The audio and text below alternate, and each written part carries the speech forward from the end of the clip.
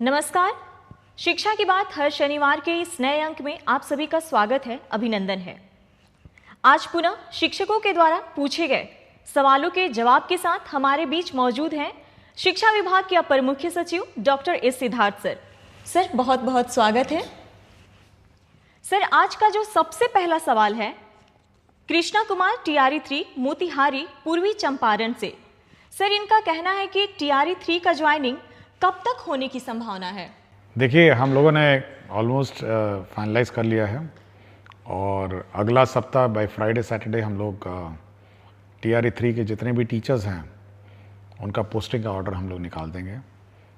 मुख्य रूप से हम लोगों ने पोस्टिंग में यह ध्यान रखा है कि जिस विद्यालय में टीचरों की कमी है, जहाँ पे बच्चे ज़्यादा हैं और टीचर्स कम हैं, वहाँ पर उनका ज्वाइनिंग होगा, ताकि पूरे राज्य में जितने भी स्टूडेंट टीचर रेशियो है विद्यालयों का वो बराबर हो सके। तो अगला सप्ताह बाय फ्राइडे सैटरडे हम लोग टीआरई 3 का पोस्टिंग ऑर्डर्स निकाल देंगे और सभी टीआरई 3 के जो टीचर्स हैं वो मंडे से अपने स्कूलों में ज्वाइन करेंगे। सर, अगला सवाल केशव कुमार, विशिष्ट शिक्षक, बुनियादी विद्यालय बखरी मुरौल मुजफ्फरपुर से है। सर, इनका कहना है कि माननीय मुख्यमंत्री जी के द्वारा बैकलेस सैटरडे की शुरुआत की गई थी। बैकलेस सैटरडे के अंतर्गत प्रत्येक महीने के लिए कुछ खास विषय वस्तु निर्धारित किए गए थे। उस विषय वस्तु से संबंधित मार्गदर्शिका सभी विद्यालयों के पास उपलब्ध होना था, परंतु बैकलेस सैटरडे की मार्गदर्शिका आज तक किसी भी विद्यालयों में नहीं पहुंच पाई है, जिसके कारण विद्यालयों में शनिवार के दिन सुरक्षित शनिवार की गतिविधि के अतिरिक्त बैकलेस सैटरडे की किसी भी गतिविधि का क्रियान्वयन एवं अनुश्रवण नियमित रूप से नहीं हो पा रहा है। इसके बारे में आप कुछ कहना चाहेंगे सर? देखिए, बैकलेस सैटरडे 2000 इसका उद्घाटन हुआ था और उस वक्त गाइडलाइंस इशू हुई थी और वेबसाइट में, जो एससीईआरटी का वेबसाइट में इसकी कॉपी रखी गई थी। लेकिन इसके इतने साल बाद फिर हम लोग अब इसको फिर से इसका अपडेशन कर रहे हैं, क्योंकि सैटरडे में हम लोगों ने बैकलेस सैटरडे के अतिरिक्त बहुत सारे एक्टिविटीज़ और भी नए जोड़े हैं, जैसे स्किल ट्रेनिंग है और अन्य जो स्पोर्ट्स है और अन्य बहुत सारी गतिविधियां हैं जो हम लोगों ने सैटरडे में, जो रेगुलर पढ़ाई के अतिरिक्त जो किए जाने हैं बच्चों को, वो सारे कार्य हम लोगों ने सैटरडे को रखे हैं। हम लोग उसको घंटावार भी उसको निर्धारित कर रहे हैं और अब बैकलेस सैटरडे का जो नया करिकुलम है वो अगले हम लोग कोशिश करेंगे कि अगले 10-15 दिनों में एक रिवाइज करिकुलम हम लोग इशू करेंगे और ये वेबसाइट में देखा जा सकता है और हम लोग पीडीएफ में भी इसको सर्कुलेट करेंगे। देखिए, प्रिंटिंग हम लोग यूजुअली नहीं करते हैं क्योंकि समय समय पे परिवर्तन करते रहते हैं। हम चाहते हैं कि ज़्यादा कागज़ का बर्बादी ना हो, इसलिए वेबसाइट पे इस गाइडलाइंस को आप देख सकते हैं। 10-15 दिन बाद इसको बैकलेस सैटरडे 2025 गाइडलाइंस के रूप में इसको निर्गत किया जाएगा। सर, एक धीरज कुमार शिक्षक यूएमएस सिलौट भभुआ से है। सर, विद्यालय में त्रैमासिक परीक्षा की शुरुआत के लिए आपका हृदय से आभार करते हैं।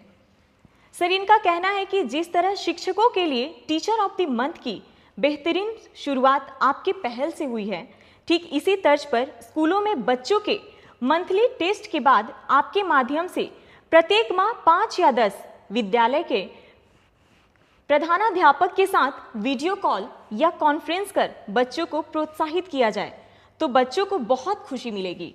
प्रधानाध्यापक प्रशस्ति पत्र देते हुए स्कूल के नोटिस बोर्ड पर चयनित बच्चे का नाम प्रदर्शित करते हैं, इससे विद्यालयों का मनोबल बढ़ेगा।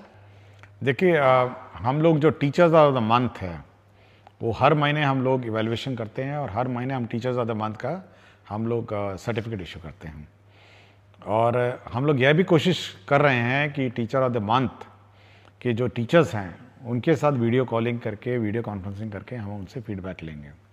हम लोग ये व्यवस्था शुरू करने वाले हैं और जहाँ तक स्टूडेंट्स की बात है, हमारी ये उम्मीद है और आशा है कि जो स्टूडेंट्स हैं उनका जो परीक्षा का रिज़ल्ट है या परीक्षा में जो मार्क्स आता है और उनके जो स्कूल में उनका टर्नआउट है, यूनिफॉर्म है, डिसिप्लिन है, उसके आधार पर स्टूडेंट ऑफ द वीक वो अपने नोटिस बोर्ड में डिस्प्ले करें। ये हम लोग चाहते हैं और ये अच्छा सुझाव है। हम लोग इस संबंध में गाइडलाइन जारी करेंगे कि student of the week display करेंगे और उस बच्चे को मतलब उस सप्ताह के लिए बैच भी उपलब्ध कराएंगे स्टूडेंट ऑफ द वीक।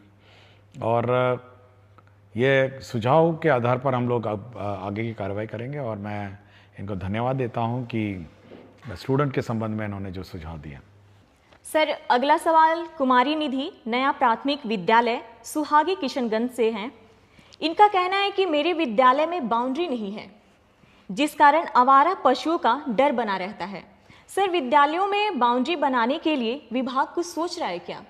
देखिए, हमने 2 दिन पहले गाइडलाइंस हम लोगों ने इशू की है, जिसमें सभी हेडमास्टर से हम लोगों ने मांगा है कि आपको विद्यालय में क्या चाहिए। उसमें हम लोगों ने बाउंड्री की लंबाई कितनी टूटी हुई है, कितना ऊंचा करना है और कितना बाउंड्री बनाना है, यह भी मांगा है। और हम लोग मई महीने में इस पूरे राज्य में जितने भी स्कूल्स हैं उनके बाउंड्री का सैंक्शन कर देंगे, उसके एडिशनल क्लासरूम का सैंक्शन कर देंगे, टॉयलेट्स का कर देंगे और इसके लेबॉर्ट्रीज, लाइब्रेरी जो भी बिल्डिंग है वो सब कर देंगे। और साथ ही साथ हम लोग ने फर्नीचर का शॉर्टेज है उसको भी हम लोग पूरा कर देंगे। तो ये सारा सैंक्शनिंग जो है, जो सैंक्शनिंग जो स्वीकृति है, वो हम लोगों ने टारगेट किया मई फर्स्ट वीक में। उसके बाद इसकी आपूर्ति की प्रक्रिया जून, जुलाई, अगस्त तक ये हम लोग का लक्ष्य है कि जुलाई से पहले ही कम से कम सारी चीज़ें बन जाए। सर, एक आशीष कुमार गौतम जी हैं, विद्यालय अध्यापक उच्च माध्यमिक विद्यालय माधोपुर मनेर पटना से। सर, ये कहते हैं कि बिहार बोर्ड 10वीं और 12वीं का परिणाम देश भर में सबसे पहले जारी कर एक कीर्तिमान बनाता है, लेकिन 10वीं के रिजल्ट के 1 महीने बाद 11वीं में प्रवेश प्रक्रिया शुरू किया जाता है, जो लगभग जुलाई तक चलता है, जिस कारण बच्चे काफ़ी समय विद्यालय से दूर रहते हैं। सर, जिस तरीके से शिक्षा विभाग कक्षा 1 के लिए नामांकन अभियान चलाती है, क्या उस तरीके की कोई ऐसी व्यवस्था हो सकती है जिससे मार्च में परिणाम प्रकाशित होने के तुरंत बाद 11वीं के प्रवेश प्रक्रिया शुरू कर अप्रैल द्वितीय सप्ताह से कक्षा आरंभ किया जा सके तथा पूरी प्रवेश प्रक्रिया अप्रैल अंत तक समाप्त किया जा सके? देखिए, हम लोगों ने अभी हम लोग पहले डायरेक्टर सेकेंडरी को यह निर्देश दिया है कि वे गाइडलाइंस निकालेंगे और जितने भी 10th पास हैं वो प्रोविजनली एडमिट हो जाएंगे 11th क्लास में उनके अपने पंचायत में, क्योंकि हर पंचायत में अब हाई स्कूल है। तो प्रोविजनली सभी को एडमिशन करके क्लासेस स्टार्ट करने का मैंने निर्देश दिया है। हम लोग मंडे से मॉनिटरिंग करेंगे कि कितने बच्चों ने 11th ज्वाइन किया है और उनकी कक्षा मंडे ट्यूसडे हो सकता है 2-3 दिन लेट हो जाए, लेकिन अगले सप्ताह से सभी 11th क्लास के बच्चों का क्लास शुरू करना है। यदि किसी बच्चे को कोई और स्कूल स्थानांतरण करना है या टीसी लेके किसी अन्य स्कूल में दाखिला करना है तो उसकी प्रक्रिया अलग है, किंतु प्रोविजनली सभी लोग अब 11th क्लास जो है अपने ही पंचायत में इमीडिएटली अगला सप्ताह ज्वाइन करें और अपने क्लासेस शुरू करेंगे। सर, रश्मि बाला बरनवाल विद्यालय अध्यापक उच्च माध्यमिक विद्यालय सुपौली पचरुखी सिवान से हैं। ये कहते हैं कि अंग्रेजी विषय को 9वीं और 10वीं में भी अनिवार्य किया जाए।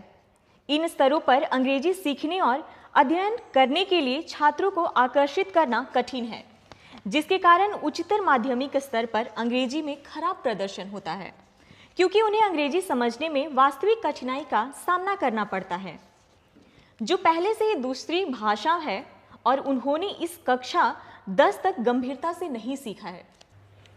देखिए, हम लोग इस बार 9th, 10th, 11th, 12th में बुक्स, बाइलिंगुअल बुक्स हम लोग लाइब्रेरी में उपलब्ध कराएंगे। सारे बुक्स 2 भाषा में होंगी, एक हिंदी में और अंग्रेज़ी में, और एक ही किताब होगी, एक तरफ हिंदी रहेगी, एक तरफ अंग्रेज़ी रहेगी। हमारी कोशिश है कि जो बच्चे हैं वो जब हिंदी पढ़ रहे होंगे उसका अंग्रेज़ी रूपांतर भी साथ ही साथ पढ़ेंगे, और हम लोग अच्छी संख्या में उपलब्ध कराएंगे किताबें, और कोशिश करते हैं कि बच्चे 9th, 10th, 11th, 12th जो हैं वो दोनों भाषाओं में पढ़ें, और धीरे धीरे वो माइग्रेट करेंगे और अंग्रेज़ी के टेक्स्ट को समझने की कोशिश करेंगे, ताकि हायर एजुकेशन में जो भाषा में वो हायर एजुकेशन प्राप्त करना चाहते हैं उसमें उनको सहूलियत मिले। सर, अगला सवाल रंजीत कुमार प्राथमिक विद्यालय कन्या लक्ष्मीपुर रोसड़ा समस्तीपुर से है।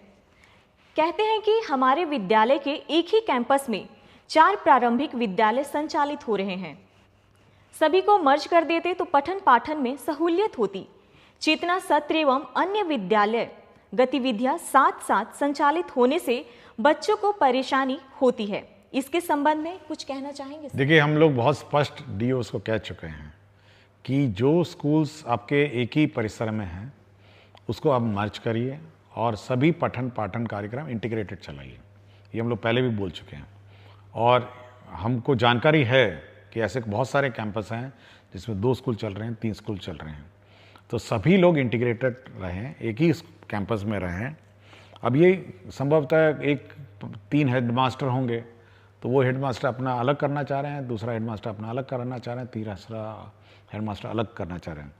तो हम लोग कोशिश करेंगे कि सभी को मर्ज करके एक ही यूनिट बने, एक ही तरह चेतना सत्र बने और एक ही तरह सभी कार्रवाई करें। हम लोग नहीं चाहते हैं कि एक ही कैंपस में 3 स्कूल अपने अलग अलग चलते रहें। सर, एक नीलमणि प्रतापशाही उच्च मध्य विद्यालय कोडरा हाथा हथुआ गोपालगंज से है। ये कहते हैं कि ई लॉट्स शिक्षकों और अभिभावकों के लिए एक ई लाइब्रेरी है जिसमें कक्षा 1 से 12 तक के सभी पाठ्य पुस्तक उपलब्ध हैं, परंतु वर्तमान समय में यह प्ले स्टोर में उपलब्ध नहीं है। क्या इसे दोबारा हम शिक्षकों के लिए उपलब्ध करवाया जा सकता है? देखिए, इसको हम लोग रिवाइज कर रहे हैं और नेक्स्ट वीक से ये ऑन हो जाएगा। मुझे जानकारी देने के लिए मैं इनको धन्यवाद देता हूँ। मैंने जस्ट रिव्यू किया था, जब प्रश्न आया था मैंने इसकी समीक्षा की थी और अब हम लोग पूर्ण रूप से इसको SCRT जो हमारा रिसोर्स सेंटर है उसको मैंने जवाब दे दी है और अगला सप्ताह से ये रिवाइज्ड कंटेंट पोस्ट करेंगे और अगला सप्ताह से आप लोग इस वेबसाइट को देख पाएंगे जहाँ पर ई कंटेंट आप प्राप्त कर सकेंगे। सर, अगला सवाल शम्स आलम मध्य विद्यालय बैजा बिघा कुटुंबा औरंगाबाद बिहार से है। कहते हैं SCS सिद्धार्थ सर को मेरा प्रेम भरा नमस्कार। महाशय, शिक्षा की बात हर शनिवार कार्यक्रम आयोजित होने से काफी ज्यादा शिक्षक एवं छात्र लाभान्वित हो रहे हैं। सर, मेरा एक प्रश्न है कि शिक्षा विभाग मुफ्त पुस्तक वितरण करवा रही है। ये बहुत अच्छी पहल है, परंतु पुस्तक का जो पन्ना होता है वह छोटे बच्चे बहुत आसानी से फाड़ देते हैं। तो क्या शिक्षा विभाग प्राथमिक विद्यालय के बच्चों के लिए प्लास्टिक कोडेड पुस्तक वितरण करवा सकती है? इससे पूरे सत्र बच्चे के पास पुस्तक रह सकता है। देखिए, प्लास्टिक से तो दूर ही रहें और प्लास्टिक कोटेड किताबें पर्यावरण के लिए ठीक नहीं हैं और यह भी सीख है, बच्चों को सिखाना ज़रूरी है कि किताब नहीं फाड़ें। यह भी एक सीख है जो बच्चों को दी जानी चाहिए। बच्चे संभाल के अपनी किताबें रखें, सरकार बड़ी मुश्किल से प्रिंट करके देती है। तो धीरे धीरे बच्चे सीख लेंगे। जब फाड़ेगा तो उसको लगेगा कि नहीं, अगली बार नहीं फाड़ना चाहिए। तो यह भी एक सीख ही समझिए। तो प्लास्टिक कोटेड किताबें, मेरा विचार है कि एक तो महंगी बहुत हैं, पेपर भी बहुत महंगा है और पर्यावरण के दृष्टिकोण से और एनवायरनमेंट दृष्टिकोण से प्लास्टिक कोटेड किताबों से थोड़ा हम लोग को बचना चाहिए। हम लोग एनवायरनमेंट फ्रेंडली और एनवायरनमेंट कंपैटिबल किताबें देते हैं और धीरे धीरे सीख जाएंगे। मतलब कम से कम किताब तक आकर उसको अध्ययन करना या उसके साथ उसको फाड़ना, ये सब लर्निंग प्रोसेस की एक प्रक्रिया है और मैं सोचता हूँ कि बच्चे को जिसमें खुशी है वही करे। सर, आखिरी सवाल अभिषेक कुमार पांडे उच्च मध्य विद्यालय दर्शन गोविंदपुर नवादा से है। ये कहते हैं कि महोदय, मुझे आपका कार्यक्रम बहुत अच्छा लगता है कि आप हर शनिवार को आप शिक्षकों से जुड़ी समस्याओं का समाधान करते हैं, जो काफ़ी सराहनीय है। मेरा आज का प्रश्न है कि जो शिक्षक शिक्षिका BPSC से ज्वाइन किए हैं, क्या उनको भी मेडिकल व मातृत्व राशि दे होगा? अगर नहीं होगा तो उनके लिए अपने बच्चों का पालन पोषण करना मुश्किल होगा। विभाग इसके बारे में क्या सोचती है? देखिए, विभाग ने बहुत स्पष्ट किया कि मेडिकल लीव जो किसी को मेडिकल लीव है उसको दे है और दूसरा है कि जो मैटरनिटी लीव है, जो मैटरनिटी लीव स्टैंडर्ड है, ये दोनों दे हैं। तो मैं बहुत बार मुझे शिकायत भी आती है, लोग मुझे कॉल करके पूछते भी हैं, कुछ लोग अपना फ़ोटो भी भेज देते हैं कि देखिए हम बीमार पड़े हैं अस्पताल में, कोई छुट्टी नहीं मिली है। तो मैं बहुत स्पष्ट किया सबको कि भाई मेडिकल लीव, जब आप विद्यालय अटेंड नहीं करते हैं, मेडिकल लीव आपके एलिजिबल है। और मैटरनिटी लीव, जो मैटरनिटी लीव है वो भी एलिजिबल है। इस संबंध में स्पष्ट गाइडलाइंस हम लोग निकाल देंगे, तो ये दोनों गाइडलाइन मिल जाएंगे। और मेरा विचार है जो हेडमास्टर हैं इस संबंध में थोड़ा ध्यान दें और सेंसिटिव हों, महिला टीचर विशेषकर, जिनको मैटरनिटी लीव की आवश्यकता है, तो चाहे कितनी भी छोटी सेवा हो, ये उनको देय होगी। बहुत बहुत धन्यवाद सर। अगले सप्ताह फिर से मुलाकात होगी।